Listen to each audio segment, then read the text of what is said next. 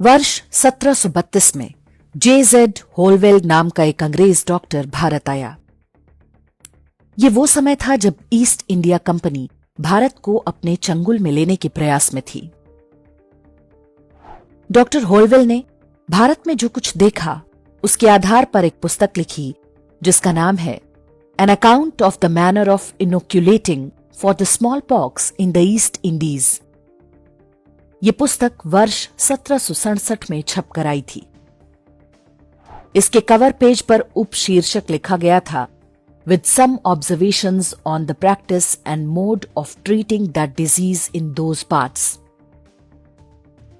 अर्थात भारत में चेचक टीकाकरण के तरीके तथा वहां इस रोग का उपचार कैसे किया जाता है उस पर कुछ टिप्पणियां। डॉक्टर होलवेल ने इस पुस्तक में बताया है कि जब वो भारत आए तो ये देखकर आश्चर्यचकित रह गए कि यहां पर लोगों को एक वैक्सीन लगाई जाती है जिससे स्मॉल पॉक्स अर्थात चेचक नहीं होता। इससे लोगों के शरीर में प्रतिरोधक क्षमता विकसित हो जाती थी जिससे बहुत कम लोगों की मृत्यु होती थी। डॉक्टर होलवेल ने लिखा है कि चेचक के टीके लगाने का काम ब्राह्मण जाति के लोग करते हैं। वे काशी और प्रयाग जैसे नगरों में अपने गुरुओं द्वारा प्रशिक्षित होते हैं। हर वर्ष गर्मी के मौसम से पहले ये ब्राह्मण 3-4 की टोली में गांव-गांव घूमकर टीके लगाते हैं। टीका लगवाने वाले व्यक्ति को 1 महीने पहले से मछली, दूध और घी खाना बंद करना होता है।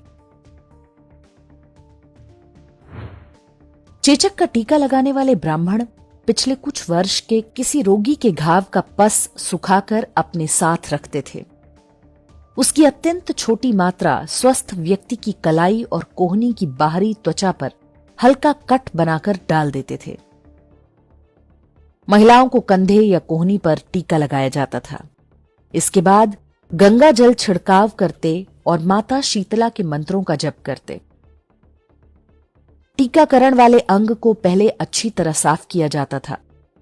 यह एक चिकित्सकीय प्रक्रिया थी जिसे धार्मिक तौर तरीकों से किया जाता था। इसे बिंदु बंद कहा जाता था। डॉक्टर होलवेल ने इसके लिए वेरियोलेशन शब्द प्रयोग किया है। चेचक टीकाकरण की ये भारतीय प्रणाली बहुत व्यवस्थित थी। टीकाकरण करने वाले ब्राह्मण जाते समय बता जाते थे कि अगले वर्ष की टोली किस तिथि को आएगी। महीने भर पहले से वहां के लोग मछली, दूध और घी जैसे सारे परहेज आरंभ कर देते थे। डॉक्टर होलवेल ने पुस्तक में लिखा है कि बंगाल में फरवरी के आरंभ से ही ब्राह्मणों की टोलियां पहुंच जाती थीं। वे पहले कुछ दिन तक स्थानीय मौसम का निरीक्षण करते और बीमारी की स्थिति के बारे में सूचनाएं प्राप्त करते। टीकाकरण की यह प्रक्रिया पूरी तरह स्वैच्छिक होती थी। लोगों के घर घर जाकर टीकाकरण किया जाता था। अधिकांश लोग टीके लगवा लेते थे। बदले में कोई पैसे नहीं लिए जाते थे। टीकाकरण टोली के सदस्यों के ठहरने, खाने पीने और आगे की यात्रा की व्यवस्था गांव वाले ही करते थे। रिकॉर्ड्स के अनुसार चेचक के टीकाकरण की ये व्यवस्थित प्रणाली 10वीं शताब्दी के बाद से ही भारत में प्रचलित थी। इस्लामी आक्रमणों के कठिन समय में भी समाज ने इस परंपरा को बचाए रखा। भारत के अतिरिक्त चीन में भी ठीक इसी तरीके से चेचक टीकाकरण का इतिहास मिलता है। वहां पर चेचक के सूखे हुए पस को पाउडर बनाकर नाक के रास्ते शरीर में पहुंचाते थे, लेकिन वो तरीका उतना प्रभावी नहीं था। तुर्की के ऑटोमन साम्राज्य में भी भारत से ही ये ज्ञान पहुंचा था। जिस समय डॉक्टर होलवेल की पुस्तक आई उस समय तक पश्चिमी देशों को वैक्सीनेशन के बारे में कुछ भी नहीं पता था। वहां के समृद्ध लोग तुर्की या भारत आकर चेचक का टीका लगवाया करते थे। यूरोप में कुछ चिकित्सकों ने भारत से सीखकर टीकाकरण शुरू भी किया, किंतु वे बहुत सफल नहीं हुए। उनमें मृत्यु दर बहुत अधिक रहती थी, जबकि भारतीय तरीके में मृत्यु दर मात्र 1 से 2% थी। अंग्रेज मंत्रोच्चार और गंगा जल से शुद्धिकरण नहीं करते थे। यूरोप और अमेरिका के पेशेवर चिकित्सक भारतीयों की तरह टीकाकरण में सफल नहीं हुए। जब वे वेरियोलेशन करते थे तो बड़ी संख्या में लोगों की मौत हो जाती थी। इससे चिढ़कर अंग्रेजों ने वर्ष 1840 में वेरियोलेशन की प्रक्रिया पर ही प्रतिबंध लगा दिया। इसका परिणाम करोड़ों भारतीयों की मौत के रूप में सामने आया। अंग्रेजों ने 1000 वर्ष से चल रही पारंपरिक टीकाकरण प्रणाली को भारत में बलपूर्वक बंद करा दिया। नतीजा ये कि वर्ष 1792 से 93 के बीच बंगाल में चेचक महामारी के रूप में फैल गया और लाखों लोगों की जान चली गई। वर्ष 1830 में बंगाल और बिहार में एक बार फिर से चेचक फैला। अकेले कलकत्ता में 1 लाख से अधिक लोगों की मौत हुई। इस बात के रिकॉर्ड है कि तब प्रतिबंध के बावजूद ब्राह्मणों ने बड़ी संख्या में लोगों का टीकाकरण किया ताकि अधिक से अधिक जान बचाई जा सके। वर्ष 1920 में पूरे उत्तर और पूर्वी भारत में फिर से चेचक की महामारी फैली।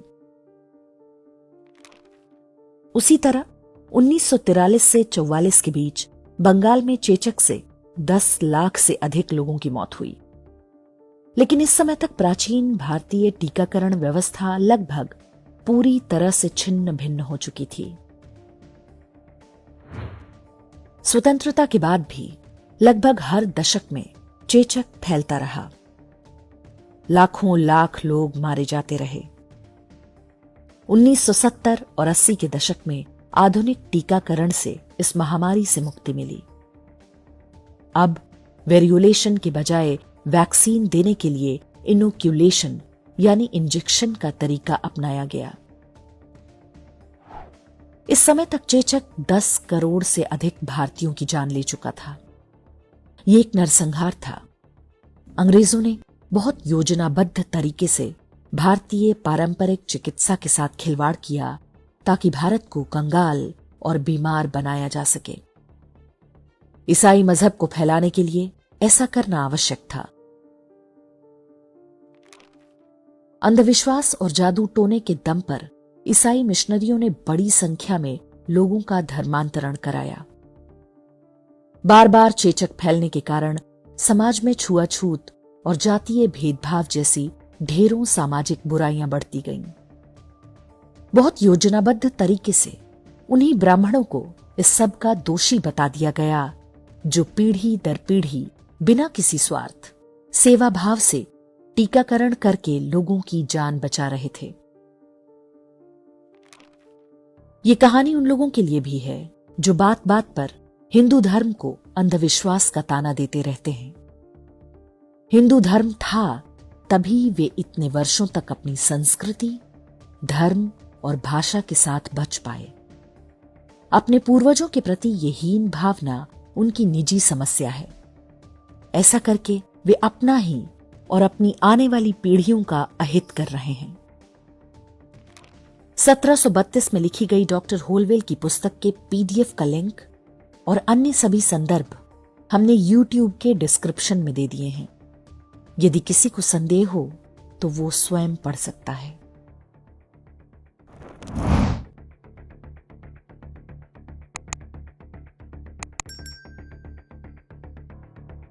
इंडेक्स ऑनलाइन के वीडियो समाज को समर्पित हैं। आप इनको डाउनलोड करके जैसे चाहे वैसे प्रयोग कर सकते हैं। चाहे तो आप हमारे टेलीग्राम चैनल से जुड़ सकते हैं। वहां सारे नए पुराने वीडियो आपको मिल जाएंगे। हमारे सोशल मीडिया लिंक हर वीडियो के डिस्क्रिप्शन में होते हैं। हमारा एकमात्र उद्देश्य हिंदू समाज को जागृत और एकजुट करना है। इसमें सहभागी बने। धन्यवाद।